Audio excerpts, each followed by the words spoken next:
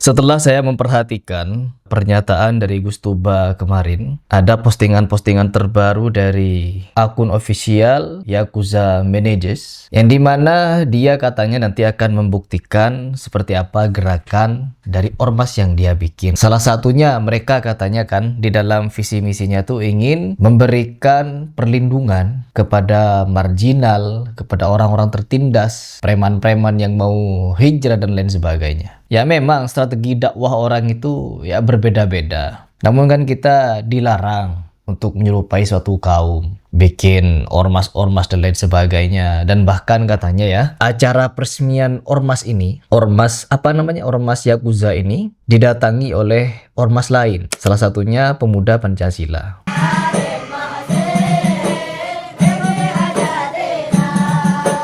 Dan beberapa tokoh juga datang di sana ya. Dan kita di sini ingin meneliti lebih jauh apa visi misi dari Yakuza ini. Karena kan Yakuza itu identik dengan kelompok kriminal dunia lagi. Tapi diimplementasi, ditiru menjadi ormas di Indonesia yang berlatar keagamaan. Bahkan dihadiri oleh PCNU katanya. Ya jelas kan dari NU. Yang paling banyak ormas di dalam ormas. Ada ormas di dalam ormas tuh NU. Ya salah satunya ormas ini. Nah, di sini teman-teman kita juga memiliki beberapa catatan ya. Yang dimana singkatan dari Yakuza Managers ini yaitu singkatan filosofi dari yang awalnya kotor, ujungnya zuhud abadi.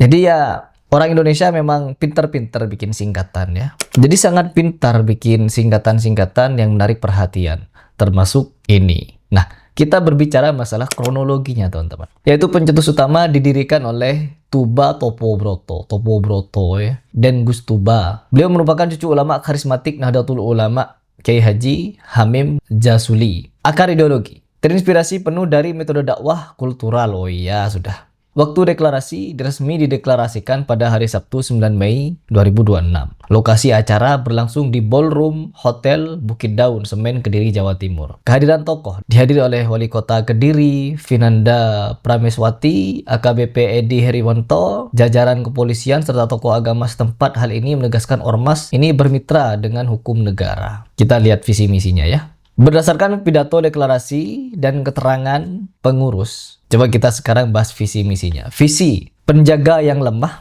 pembela yang benar, pembenah yang salah. Misi, transformasi spiritual, menjadi wadah pembinaan bagi santri jalur kiri. Waduh, jalur kiri teman-teman. Jadi santri itu ada jalur kanan, ada jalur kiri. Yang bikin istilah jalur kanan kiri ini siapa awalnya? Yang mencetuskan, kamu santri kanan ya, kamu santri kiri, kamu santri atas, kamu santri bawah, saya santri tengah. Siapa yang mencetuskan istilah-istilah santri kiri kanan? Oke ini. Kira-kira siapa? Santri kiri. Atau individu yang memiliki masa lalu kelam agar bisa hijrah. Ya bebas lah. Keadilan sosial. Mengawal masalah di masyarakat, pejabat hingga ulama yang melenceng. Termasuk Habib-Habiban. Nah, kalau perlu, Habib-Habiban yang ada di Indonesia, kesempatan nih bagi Yakuza untuk diluruskan, kalau perlu pulangkan ke Yaman. Jangan dibiarkan. Kenapa banyak membodohi umat sudah? Oknum-oknumnya itu. Oknum-oknumnya saja pulangkan. Yang selalu bikin provokasi itu. Kemanusiaan eksklusif. Bergerak membantu kaum marginal lintas agama tanpa diskriminasi. Lintas agama teman-teman. Saya kira ormas ini hanya bertujuan kepada orang Islam saja. Ternyata lintas teman-teman. Jadi apapun agama kalian, apapun latar belakang pendidikan agama kalian, bisa nih masuk ke organisasi Yakuza ini. Ormas. Nah, di Indonesia ini, ormas-ormas semacam ini sangat-sangat digemari teman-teman. Apalagi melihat rekam jejak politik yang ada di Indonesia. Organisasi semacam ini sangat digemari. Kenapa? Bisa nyumbang suara. Slogan dan metode. Slogan resmi, mengusung jargon gas tanpa ampun. Pendekatan hukum, mengedepankan prinsip restoratif justice dalam mengurai problematika sosial masyarakat. Sifat militansi. Apa militansi ini? Bergerak secara militan namun berkomitmen ketat berjalan dalam koridor hukum dan menjadi mitra penegak hukum. Jadi begitu katanya ya. Siapapun bisa bikin ormas-ormas semacam ini. Siapapun mampu bikin ormas-ormas seperti ini. Cuman tujuannya untuk apa? Ya. Tapi saya juga cukup senang ya. Selain saya juga geli melihat ormas-ormasan seperti ini, saya juga ada sedikit apresiasi lah, kemajuan. Yang biasanya santri-santri itu kan, tokoh ulama, tokoh kiai, tokoh gus-gusan, pakai sorban, pakai imamah, pakai gamis, pegang tasbih. Ini saya melihatnya sudah gimana gitu. Tapi dengan hadirnya Yakuza ini, dengan penampilan seperti ini, pakai jaket kulit, pakai jas hitam-hitam, nanti kacamataan, pegang pistol, perang. Enggak. Tapi apa? Sudah ada kemajuan. Karena apa? Memang penampilan butuh. Karena kan selama ini yang banyak tingkah itu kan Habib-Habiban. Seperti Habib Zidane. Nah, Habib Zidane kan juga seperti itu. Apa penampilannya? Rock and roll.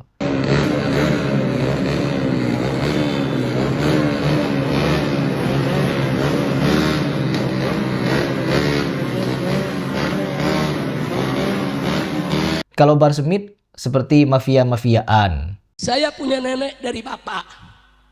Bapak saya ibunya saudara asli Betawi. Namanya saudara dipanggil Manyai, namanya Zawiyah. Nenek saya asli cucunya Pitung, jagoan Betawi saudara. Cucunya Pitung, jagoan Betawi saudara. Jadi kalau saya disuruh periksa DNA, ada DNA Arab, ada DNA Betawi juga sudah. Nah, ini sama nih. Jadi sudah lengkap. Ada yang dari Habib-Habiban, ada yang dari gus-gusan. Nanti kiai-kiaian juga ikut. Apa kira-kira kalau kiai bikin ormas? Makin banyak ormas ini ya. Kenapa? Harus mengikuti zaman. Jangan kalah sama ormas pemuda Pancasila. Aduh ya Allah. Sebenarnya saya juga risih dengan tingkah-tingkah mereka. Namun mau apa lagi? Ya inilah Indonesia. Siapapun bisa berekspresi sehebat mereka, sekreatif mereka. Bahkan Hyang Weldo pun. Tahu Hyang Weldo? Ini orangnya. Ini orang seperti itu saja. Diundang teman-teman. Kemana? Acara sholawatan. Ya Rasulullah.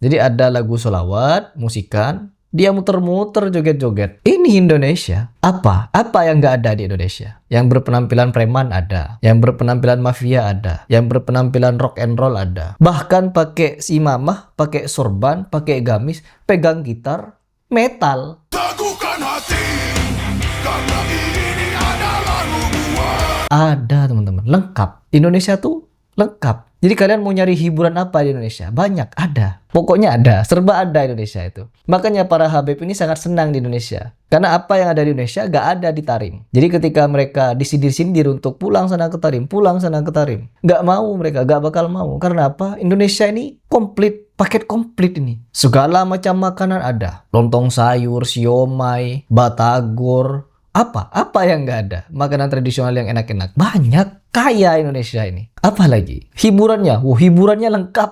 Indonesia itu hiburannya lengkap. Itulah yang membuat para habaib ini nggak mau ogah pindah ke Yaman lagi. Meskipun doktrin Yamannya kuat. Yaman tuh bisa begini, Yaman bisa begitu. Nggak mau mereka pindah ke Yaman. Kenapa? Kalian tahu sendiri bahwa Yaman meningkati posisi ini. Tingkat kemiskinan yang tinggi. Jadi mereka betah di Indonesia. Ya, makanannya banyak, hiburannya banyak. Nih muncul lagi satu hiburan Yakuza. Banyak pokoknya. Menurut kalian bagaimana? Silakan komentar di bawah.